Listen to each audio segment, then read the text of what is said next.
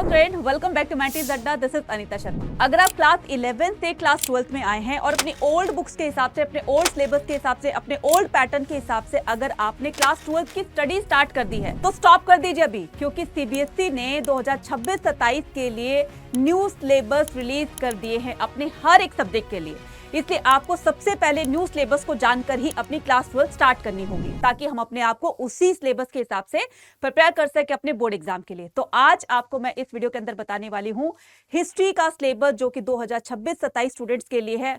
क्या इसमें हिस्ट्री के सिलेबस में कुछ टॉपिक्स ऐड किए गए हैं इस बार, या कुछ डिलीट किए हैं, या फिर हमारा सिलेबस पिछले साल की तरह सेम होने वाला है। ये सारी चीजें आज आपको इस वीडियो में मैं बताने वाली हूं, क्योंकि सिलेबस को अगर आपने जान लिया तो इसका मतलब आधी बैटल तो आप वहीं पर जीत जाते हो, क्योंकि हम उसी हिसाब से अपने आप को प्रिपेयर करेंगे। हिस्ट्री के लिए हमें अपने आप को कैसे प्रिपेयर करना है, साथ में ये भी बताऊंगी।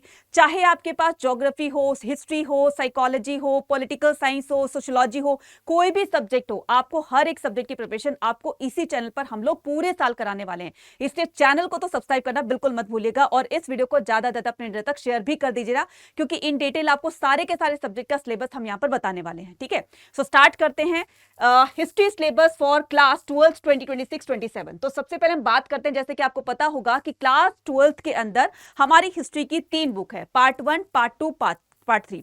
सो पार्ट 1 में हम एंशिएंट हिस्ट्री को पढ़ने वाले हैं, पार्ट 2 के अंदर हम मिडिवल हिस्ट्री को पढ़ने वाले हैं, पार्ट 3 के अंदर हम मॉडर्न हिस्ट्री को पढ़ेंगे। ठीक है, सो यहां पर सबसे पहले मैं स्टार्ट करती हूं किससे, पार्ट 1 से। So themes in Indian history part 1। तो सबसे पहले हम यहां पर थीम 1 की बात करते हैं। थीम 1 के अंदर हम ब्रीक, बीस एंड बोस, यानी कि इस चैप्टर के अंदर हड़प्पा सिविलाइजेशन के बारे में पूरा का पूरा समझने वाले हैं।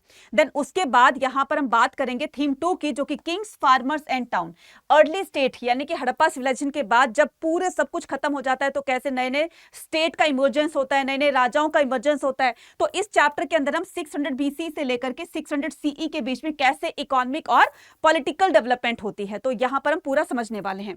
देन उसके बाद हम यहां पर थीम 3 के अंदर किंगशिप, कास्ट एंड क्लास, यानी कि अर्ली सोसाइटी कैसे बनती है, सोसाइटी में रहने वाले लोगों के लिए रूल रेगुलेशंस कब और कैसे बनाए जाएंगे। तो इस चैप्टर के अंदर हम सोशल डेवलपमेंट के बारे में पढ़ने वाले हैं, जो कि 600 बीसी से लेकर के 600 सीई के बीच में कैसे सोशल डेवलपमेंट होती है, कैसे कैटेगरीज बनती हैं, कैसे गोत्र सिस्टम होता है, टाइप्स ऑफ मैरिजेस होती हैं। तो हम ये सारी की सारी चीजें हम चैप्टर 3 के अंदर पढ़ने वाले हैं।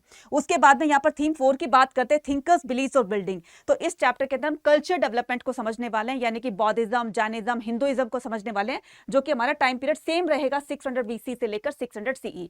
यानी कि जो ये 3 चैप्टर है हमारे 600 बीसी से लेकर 600 सी में कैसे डेवलपमेंट होती है और किस तरीके से ये जो हमारे जो सब कॉन्टिनेंट है इसमें किस तरीके से डेवलपमेंट होती है, राइट।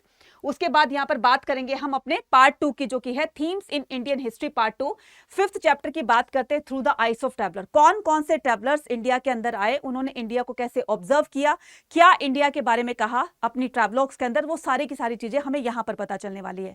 इब्न बतूता, अल बरूनी, फ्रैंकिस बर्नियर और बहुत सारे ऐसे ट्रैवलर्स के बारे में जो इंडिया के बारे में कुछ ट्रैवलर्स ने पॉजिटिव बोला, कुछ ट्रैवलर्स ने नेगेटिव बोला, वो सारी चीजें किसने नेगेटिव पॉजिटिव बोला, सब चीजें जानने वाले हैं। तो 10th सेंचुरी से लेकर 17th सेंचुरी के बीच में कौन कौन से ट्रैवलर आते हैं और इंडिया के बारे में क्या बोलते हैं। उसके बाद में यहां पर हम थीम 6 की बात करेंगे, भक्ति सूफी ट्रेडिशन की, यानी कि भक्ति सूफी ट्रेडिशन, जो भक्ति मूवमेंट होगा, जो सूफी मूवमेंट होगा, किस तरीके से इंडिया में ये स्प्रेड होते हैं, भक्ति को स्प्रेड करते हैं, और किन किन लोगों ने इसको इनिशिएट किया था, और कैसे ये भक्ति स्प्रेड होते होते पूरे ऑल ओवर इंडिया के अंदर भक्ति और सूफी दोनों तरह के मूवमेंट से ये एक इमर्जेंस होती है। तो यहां पर हम पढ़ेंगे changes in the religious beliefs and devotional text. तो 8 से लेकर के 18th सेंचुरी के बीच में यहाँ पर किस तरीके से भक्ति का इमर्जेंस होते हैं, उस भक्ति को कैसे स्प्रेड किया, सूफीज का क्या रोल था यहाँ पर, खानका जो होते थे, या फिर कौन कौन से ऐसे सूफी संत थे जिन्होंने भक्ति को प्रोपगेट करने में अपनी एक बहुत बड़ी भूमिका निभाई, अपना एक बड़ा कॉन्ट्रीब्यूशन दिया। ठीक है, उसके बाद यहाँ पर बहुत सारे ऐसे संत के बारे में हम यहाँ पर पढ़ेंगे, जैसे संत कबीर थे, बाबा गुरु नानक थे, मीराबाई थी, शंकर देव जी थे, है ना, और ऐसे अलवराज और नैना तमिलनाडु में, मतलब ये भक्ति कैसे स्प्रेड होती है। तो ये सारी की सारी चीजें हम इस चैप्टर के अंदर समझने वाले हैं। उसके बाद में यहाँ पर थीम 7 की बात करेंगे, an imperial capital of Vijayanagar, एक ऐसा एम्पायर जो कि साउथ इंडिया को स्ट्रॉन्ग करने में इस विजयनगर का एक बहुत बड़ा रोल रहा है।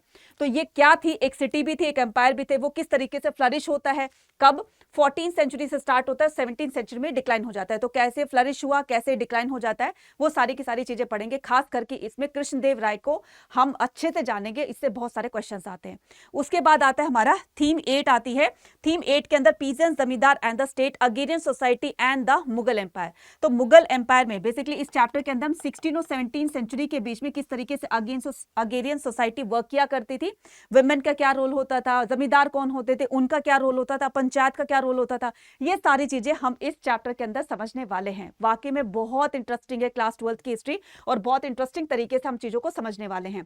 Themes in Indian history part 3। अब हम पार्ट 3 की बात करेंगे, जो कि हमारी 9th थीम है, वो है colonialism and the country side. तो यहां से हमारी मॉडर्न हिस्ट्री स्टार्ट हो गई है, ठीक है, किस तरीके से ब्रिटिशर्स ने आकर हमारे इंडिया पर रूल करना स्टार्ट किया, कैसे धीरे धीरे अपने आप को वो स्प्रेड करते चले गए, कैसे उन्होंने अपना जो एक रूलिंग जो पीरियड था वो कैसे मतलब इतना ज्यादा मजबूत किया, और कैसे पूरे ऑल ओवर इंडिया के अंदर वो रूल करने लगे थे, कैसे इंडियंस को एक्सप्लॉइट करना स्टार्ट किया था, वगैरह वगैरह सब चीज यहां पर हम इस चैप्टर के अंदर जानेंगे। उसके बाद में जब एक्सेस हो जाता है तो फिर रिवोल्ट होता है, और ये रिवोल्ट था रिबेल्स एंड राज, यानी कि 1857 की क्रांति, 1857 रिवोल्ट एंड रिप्रेजेंटेशन, कि किस तरीके से ये रिवोल्ट क्रिएट होता है, क्या क्या रीजन रहे इसके पीछे, और कैसे ब्रिटिशर्स ने इसको सरप्रेस किया। तो सरप्रेस करने के लिए भी उनको जो है बहुत टाइम लगा, और आखिरकार उन्होंने इसको सरप्रेस कर दिया। लेकिन ये इंडियन इंडिपेंडेंसी के लिए उठाया गया पहला कदम, पहला स्टेप इसको माना जाता है। तो इसमें क्या क्या चीजें हुई, वो सारी चीजें इसमें जानेंगे। उसके बाद में Mahatma Gandhi and the nationalist movement, civil disobedience and the beyond. तो महात्मा गांधी साउथ अफ्रीका से आकर कैसे इंडिया में आकर के अपने बड़े बड़े नेशनल मूवमेंट लॉन्च करते हैं, उससे पहले छोटे भी उन्होंने प्रोटेस्ट किए, उन्होंने सत्याग्रह मूवमेंट स्टार्ट किए। तो गांधीयन एरा इसको यूं कहा जाता है कि जब से गांधी जी ने इंडिया में अपना पॉलिटिकल करियर स्टार्ट किया, किस तरीके से उन्होंने आजादी दिलाने में अपनी एक बहुत महत्वपूर्ण भूमिका निभाई, सारी की सारी चीजें इसमें जानेंगे। उसके बाद में थीम 12 के बारे में जानेंगे हम, फ्रेमिंग द कॉन्स्टिट्यूशन। जब हमारा इंडिया इंडिपेंडेंट हो जाता है, आजाद हो जाते हैं हम, तो किस तरीके से हमारे पॉलिटिकल लीडर्स के सामने एक बहुत बड़ा टास्क था कि हमें अपने इंडिया को बेस्ट बनाना है। उससे पहले कॉन्स्टिट्यूशन बना करके दिखाना था।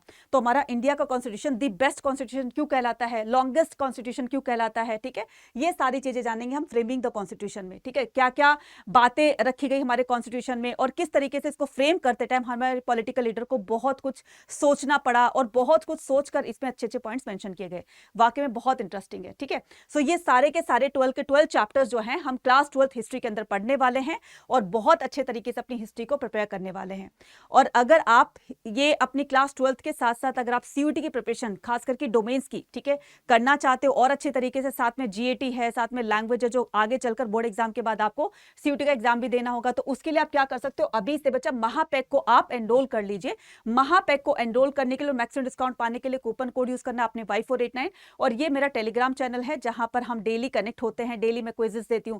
तो यहां पर हमारा ये जो है एक तरीके से हमारा पर्सनल जोन है, ठीक है, जहां पर हम एक दूसरे से बातें करते हैं। ठीक है, तो इसको जाकर के ज्वाइन कर लीजिएगा। उसके बाद मैं यहां पर बताऊंगी कि आपको करियर्स अड्डा की ऐप पर ये महापैक कैसे मिलेगा। तो सबसे पहले करियर्स अड्डा की ऐप को डाउनलोड कर लीजिए, वहां पर जाएंगे, ऑल कोर्सेज पर जाएंगे। ऑल कोर्सेज पर जाने के बाद आप यहां पर आर्ट्स पे क्लिक करेंगे। जैसे आप आर्ट्स पे क्लिक करेंगे तो यहां पर आएगा आपका व्यू ऑल आएगा। तो जैसे व्यू ऑल पे क्लिक करेंगे तो यहां पर 2027 के लिए ये देखिए सीयूटी। अब ये मत सोचना कि सीयूटी के लिए है, इसमें क्लास 12 भी आपकी कवर हो जाएगी और साथ में सीयूटी भी कवर हो जाएगा।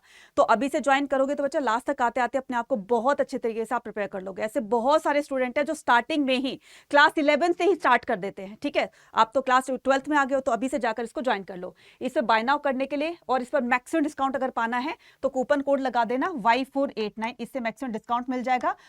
और जो है वो आने वाले टाइम में आप हमारे साथ जो है सीयूटी प्लस अपने बोर्ड एग्जाम की प्रिपरेशन स्टार्ट कर दोगे। तो बहुत जल्दी ये स्टार्ट होने वाला है, इसको अभी एनरोल कर लो ताकि आप हमारे साथ जो है अपनी प्रिपरेशन को स्टार्ट कर सके। इसके अलावा अगर आपको कोई भी डाउट होता है तो वो भी आप कमेंट्स में लिखकर पूछ सकते हैं। All the very best, thank you.